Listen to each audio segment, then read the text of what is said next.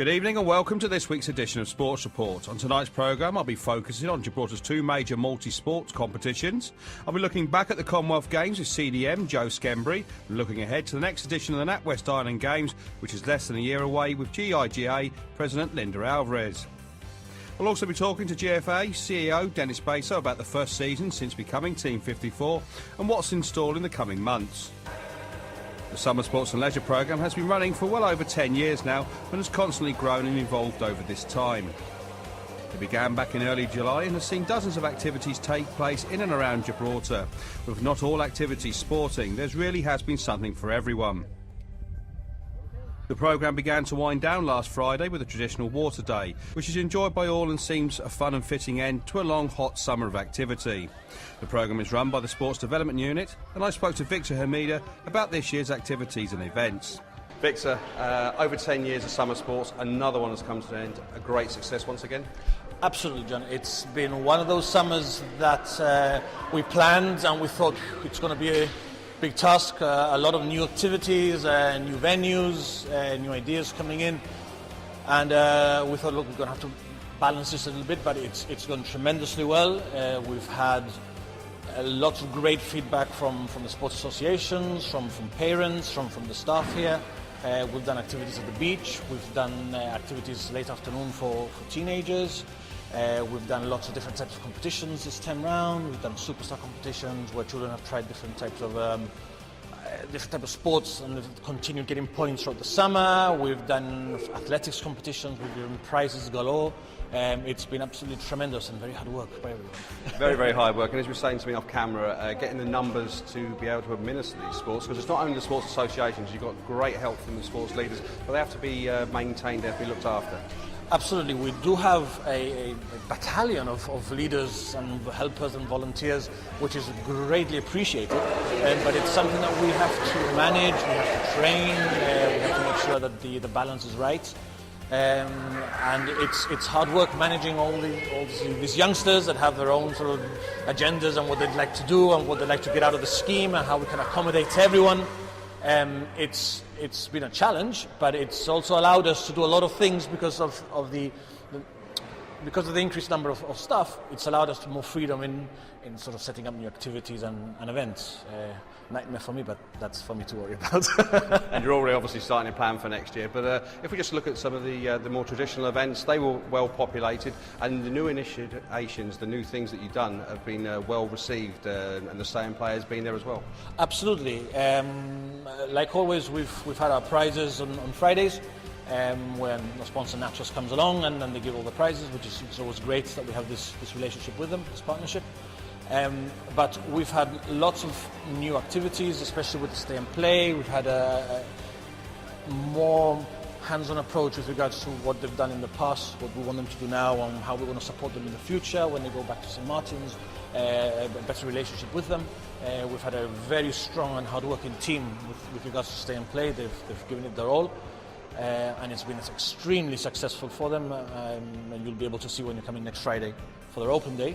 You'll see all the stuff that they've done, and it's been a great adventure for the children in a way. They've discovered lots of stories and myths, and working with Dulcie, who's the leader in charge of them, they've been going to the pool, it's been fantastic, the integration they've had with us. So we've been having not only them come to the summer sports program, but we have our children joining the stay and play program and working and joining a complete integration at all levels. And it's fantastic to see how children, they just carry on and take part and accept children with all sorts of disabilities, and they just carry on as if we're just friends, and it's fantastic to see. You've had things that have gone on in the evening this time round, and it's keen to point out as well that it's not just sports, it is leisure as well, and there's lots of activities that maybe people aren't into sport, but they can do the leisure as well. Absolutely, we've got activities in the afternoon. We decided to open up because in the past the parents and the general consensus has been that we need to bring it down the ages, because the parents have had little brothers and sisters or the children, and they said, well, what's for the 5 and 6 year olds? So we did the 5 and 6 year old sessions, but now it's been a case of saying, right, let's try and bring something for the elder children. It's been successful in that we've set up a whole host of different activities, and we've had lots of children come in and take part, young adults.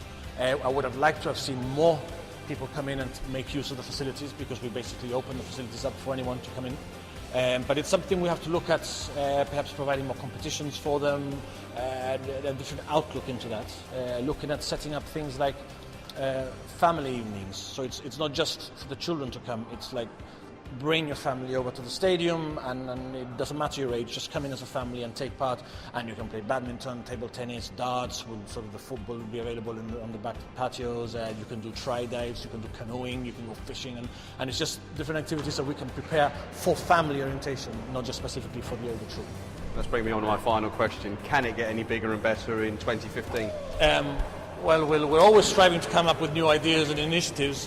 We evaluate what went well, what didn't go so well, and it's a case of saying, right, let's change what didn't go so well and try and expand on the things that did go well. Like always, we're always up to new ideas and initiatives, and the leaders themselves come up with, why don't we do this next year, and we could do this or improve that. So it's looking to obviously expand and get bigger, but within our confines and our ability to manage something that's getting bigger and bigger every summer. So it's a big event, it's a big scheme, and we're very proud to be running it throughout the whole of summer, and I think the children enjoy it a lot. The youngsters also wanted their say, and they started by telling our cameras who their favourite leaders were, followed by their favourite activities, and finally what they made of Water Day. The both Gembries. Mine's Evan. My favourite leader is Dylan. My favourite is Dale because he interacts with the kids a lot. For me, my favourite activity this round was the rounders. I had real fun. For me, it was basketball because I liked when we played the games. For me, it was running because I'm good at it. For me, it was the athletics because I feel I did very well in it. Today, I think it was the slip and slide because you could just go with the surfboard and have fun. Mine's just the same as hers, slip and slide, because I like when people fall and then we watch them. Mine was the sponge fight because I get to have fun with my friends. My favourite was also the sponge fight because I could splat this boy over here. The programme looks certain to stay and can only get bigger and better, and plans are already in hand for next year.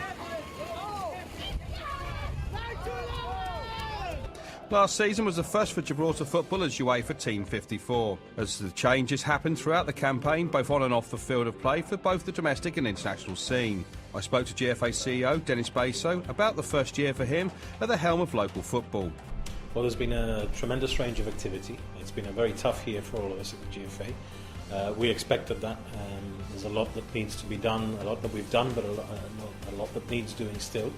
And that's to be expected within the association. In terms of what we've achieved, we've managed to make, domestically speaking, some very important changes to league regulations, in particular the area of transfer regulations, which was very much a grey area in the domestic game.